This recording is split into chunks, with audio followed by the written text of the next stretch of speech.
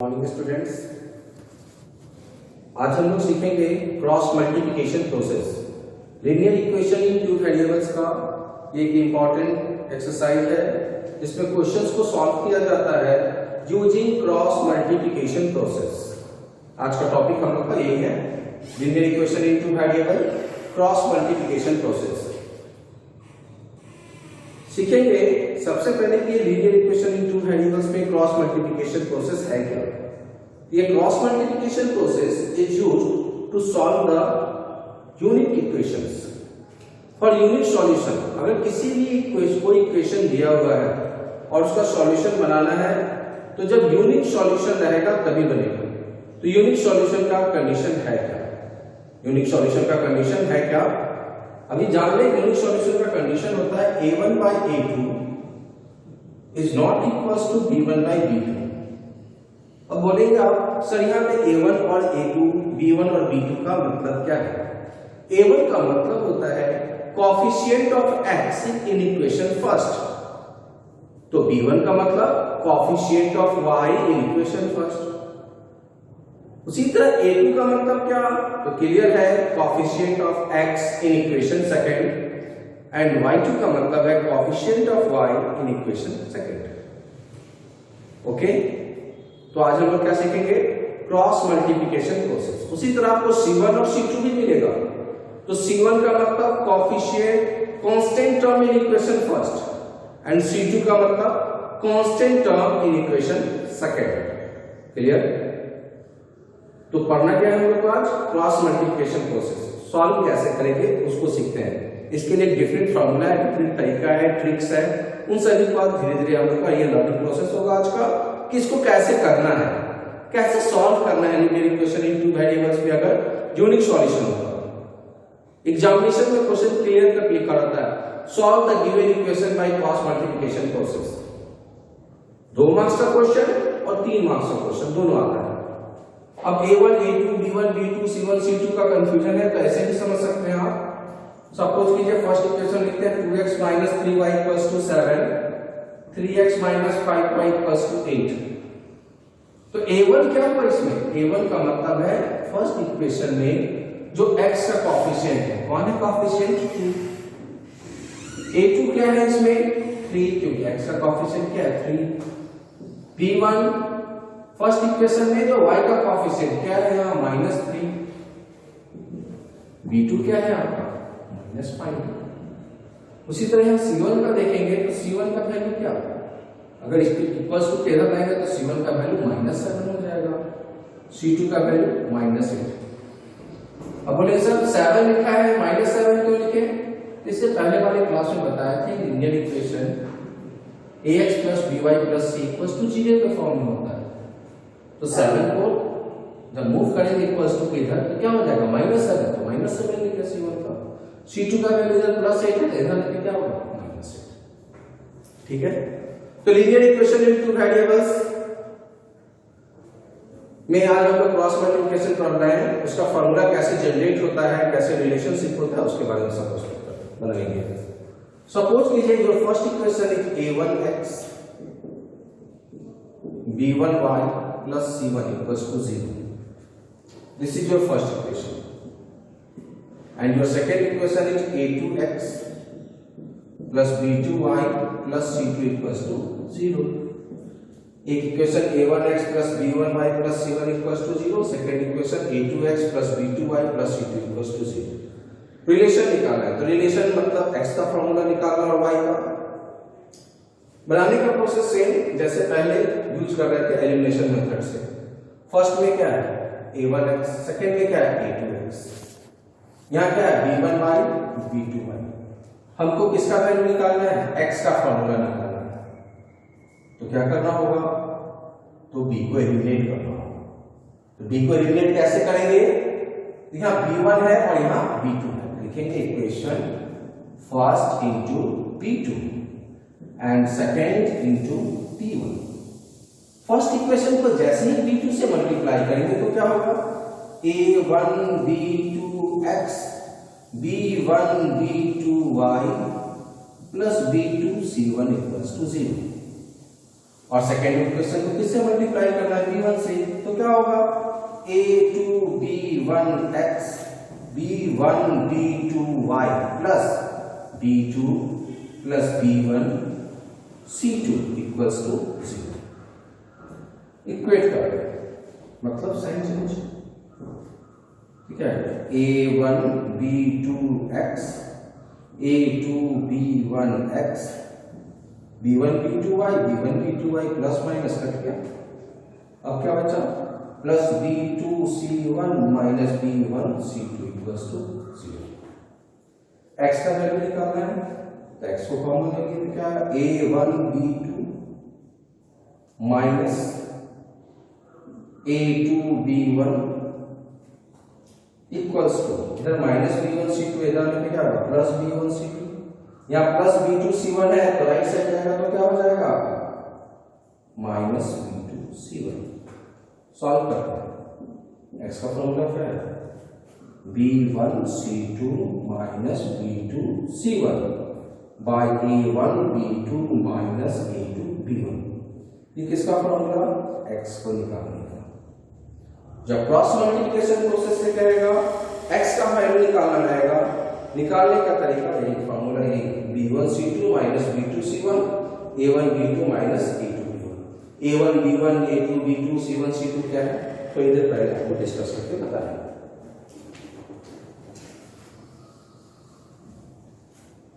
हम लोग को वैल्यू किसका निकालना है y का, तो y को निकालने के लिए क्या करना होगा, y का निकालने के लिए x को एलिमिनेट करना होगा।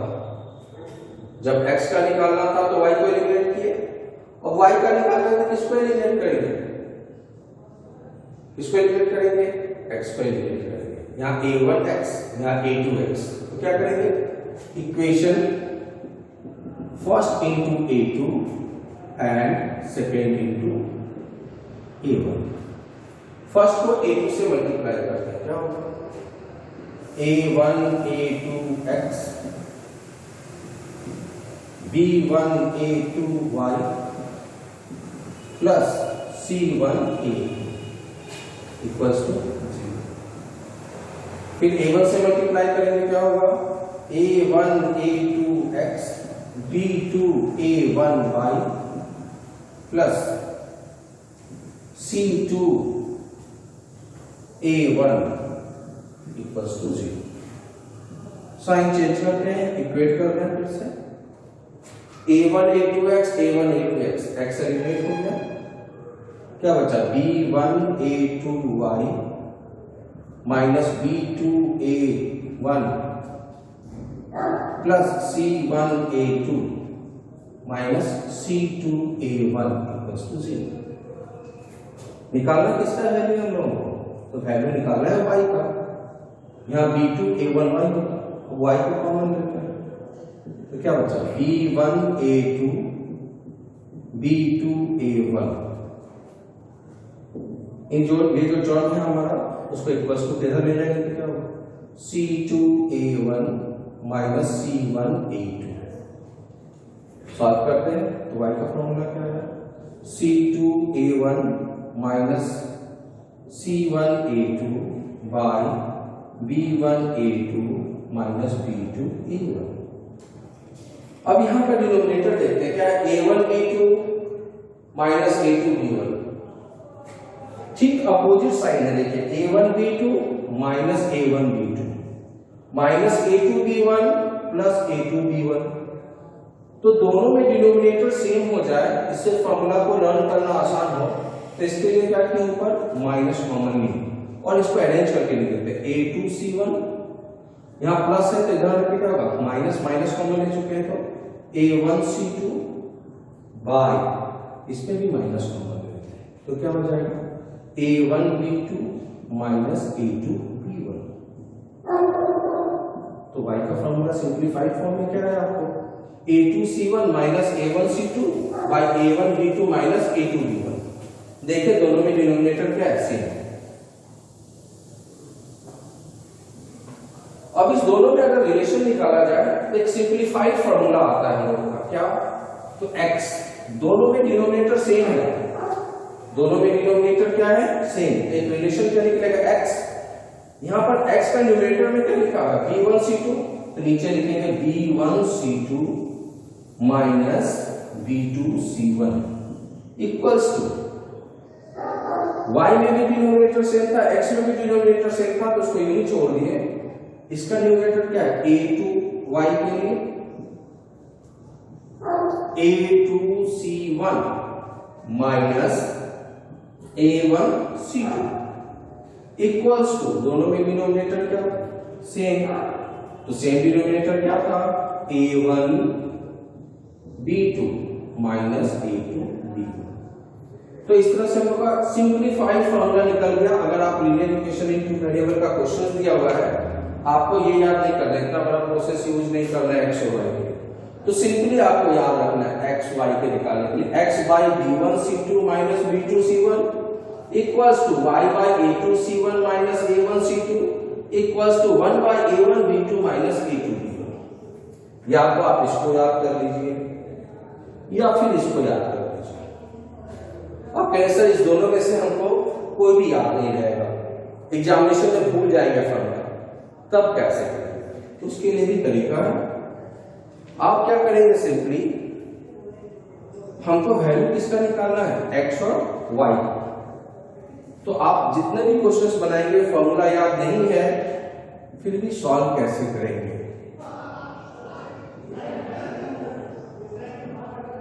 इस तरह से ग्राफ तैयार करेंगे। सबसे फर्स्ट में लिखेंगे b1 b2 और लास्ट में भी वही b1 b2 c1 c2 a1 a2। Value किसका निकालना है हमको x का। अब x का निकालना है तो कैसे निकालेंगे, क्रॉस मल्टीप्लिकेशन। x के लिए b1 c2 minus b2 c1 bye a1 b2 minus a2 b1। आप इस तरह से भी देखें, आपका x का फॉर्मूला आ गया b1 c2 minus b2 c1 a1 b2 minus a2 b1। बहुत ही आसान हो जाएगा आपको सॉल्यूशन बनाना। फिर क्या y का निकालना है सेम तरीके से। अब c1 a2 नहीं लिखकर हम लिख सकते हैं a2 c1, c2 a1 के बदले सिंपलीफाइड फॉर्म में a1 c2, और क्योंकि कांस्टेंट टर्म सेम है, दोनों का डिनोमिनेटर सेम, तो a1 b2 माइनस b2। तो 3 डिफरेंट वे से अगर आपको फॉर्मूला याद हो जाता है, फॉर्मूला लर्न कर लेते हैं, तो आप x और y का जो फॉर्मूला उसको प्लेस करके सॉल्व कीजिए।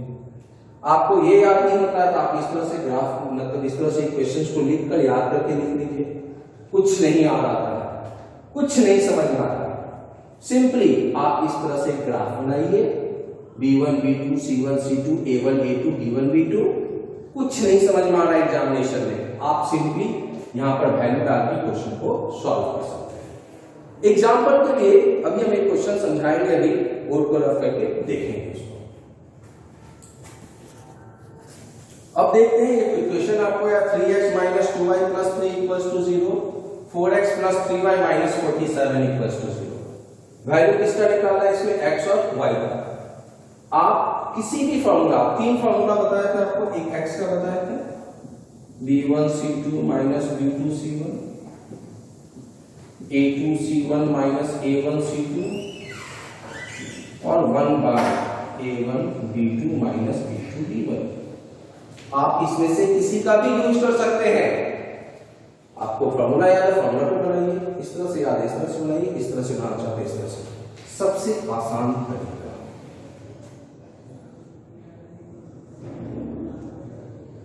फॉर्मूला नहीं भी याद रहे बिल्कुल सही रहेगा। b1 b2 c1 c2 a1 a2 b1 b2 x y constant term. अब देखिए b1 का वैल्यू इसमें क्या दिया हुआ है -2, b2 का वैल्यू क्या है 3, c1 का वैल्यू क्या है 3, c2 का वैल्यू क्या है -47, a1 का वैल्यू क्या है 3, A2 का वैल्यू क्या है 4, B1 का वैल्यू पहले प्लेस पे -2, B2 का वैल्यू 3। सॉल्व करते हैं, x का निकालना है, तरीका क्या बताया है cross. B1 C2 47 -2 into -47 minus big bracket लेना है 3 into 3 bye A1 B2 3 into 3 A2 B1 4 into -2 47 to the 94 minus 3 3 जा 9 3 3 जा 9 minus minus plus 4 2 जा 8 94 minus 9 means 85 by 17 value 5। आसानी से किसका वैल्यू निकला आपका x का। अब y का निकला, y के लिए क्या बताया C1 C2 तो 3 into 4 minus 47 into 3 डिनोमिनेटर दोनों का सेम तो डिनोमिनेटर कितना आया 70 4 3 जा 12 माइनस माइनस प्लस 47 into 3 131 7 3 7 जा 21 3 4 जा 141 by 7 153 by 17 वैल्यू 19 17 से काटेंगे 153 को सो 17 9 जा 153। तो आप किस प्रोसेस से बना इस प्रोसेस से। आपको यहाँ पे फॉर्मूला याद करना एकदम नहीं है, कहीं याद करने की जरूरत नहीं फॉर्मूला को। आप डायरेक्ट इस तरह से ट्री फॉर्म कीजिए, ग्राफ फॉर्म कीजिए, वैल्यू को प्लेस कीजिए, आंसर आएगा। जो दूसरा सबसे मोस्ट इंपॉर्टेंट और ये सबसे आसान आपके बुक्स में भी इस तरह का सॉल्यूशन दिया है। अब देखते हैं इस फॉर्मूले पे कैसे सॉल्व करेंगे। बुक्स अधिकतर बुक्स में इसी तरह दिया हुआ रहता है। इस कंडीशन में फॉर्मूला याद रहना मस्ट है, फॉर्मूला याद नहीं रहेगा तो सॉल्यूशन नहीं बनेगा। इस तरीके में फॉर्मूला याद रखना इंपॉर्टेंट नहीं है, सिर्फ आपको ध्यान में रखना है कि ग्राफ खींचे कैसे कैसे और कैसे बनाना है। 2-3 क्वेश्चन बनाने के बाद ये ग्राफ खुद ब खुद सेट कर जाता है। फॉर्मूला भी 1-2 बार बनाएंगे, 4 बार बनाएंगे, याद हो जाएगा। सॉल्व कैसे करेंगे x बाय B1 C2 तो B1 का वैल्यू क्या -2, C2 का वैल्यू क्या -47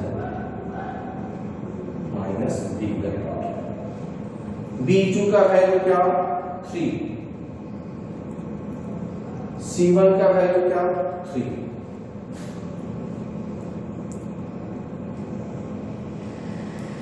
y का फॉर्मूला क्या A2 C1 A2 का वैल्यू कितना 4, C1 का वैल्यू कितना C1 का वैल्यू 3,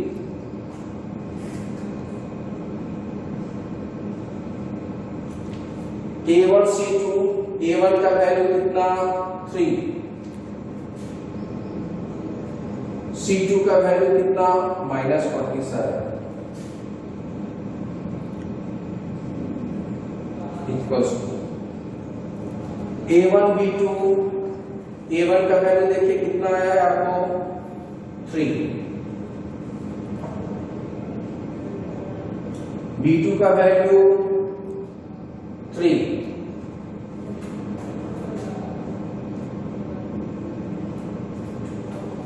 A2 का वैल्यू -2, A2 B1 है और B1 का वैल्यू A2 B1, A2 का वैल्यू कितना लिया लो A1 B2 then after A2 B1 A2 का वैल्यू कितना था 4 था सॉरी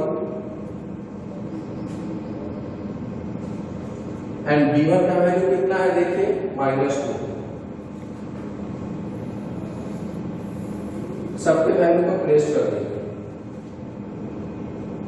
47 2 जा 94 minus 9 equals to y by 4 3 जा 12 plus 47 into 3 142 1 3 3 जा 9 प्लस क्योंकि माइनस माइनस प्लस 4 2 जा 8 सिंप्लीफाई कितना है x by 94 minus 9 85 y by 153 1 by 17 ये सिंप्लीफाई करके है। तो अब आपको x और y को निकालना है, तो इस कांस्टेंट टर्म को इससे कंपेयर करेंगे तो क्या आएगा x by 85 equals to 1 by 17 17 से 85 कितना टाइम्स 5 टाइम्स तो x का वैल्यू 5 फिर उसी तरह y by 153 equals to 1 by 17 y का वैल्यू 9। आप दोनों ही तरीके से सीख रहे हैं, आप ट्री फॉर्म में सीखे ट्री बनाकर, अदरवाइज ये सिंप्लीफाइड फॉर्मूला उसका यूज करके आंसर दोनों में सेम आएगा। आप लोग घर पे क्या करेंगे, जो होम असाइनमेंट में सबसे पहले आप क्रॉस मल्टीप्लिकेशन प्रोसेस को फॉर्मुलेट करने का जो तरीका है उसको सीख लीजिए, उसको प्रैक्टिस कीजिए एक दो बार, बेहतर रहेगा। और कुछ क्वेश्चन होमवर्क में दिए गए हैं उसको सॉल्व कीजिएगा। नेक्स्ट सेक्शन में नेक्स्ट क्लास में हम लोग सीखेंगे अलग टाइप का क्वेश्चन, जब केवल वेरिएबल्स रहेगा तो कैसे सॉल्व करेंगे। Okay, thank you.